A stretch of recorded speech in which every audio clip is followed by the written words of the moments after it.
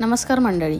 तर आज आपण जी रेसिपी करतोय ती आपण मुलांना टिफिनमध्येही देऊ शकतो, त्याचप्रमाणे आपण सकाळच्या नाश्त्यातही ती खाऊ शकतो. तर चला रेसिपीला सुरुवात करूया. सुरुवातीला 4 बटाटे घेतले, ते कुकरला लावून त्याच्या 3 शिट्या करून गार झालेल्या बटाट्याचे साल काढून त्याला या पद्धतीने कुस्करून त्यामध्ये तिखट, मीठ, हळद, कस्तुरी मेथी, तीळ, ओवा, त्याचप्रमाणे थोडी कोथिंबीर घालायची व 1 वाटी गव्हाचं पीठ टाकून त्यात थोडं तेल घालायचं व पाण्याचा अजिबात वापर न करता त्याचा घट्ट असा गोळा मळून घ्यायचा.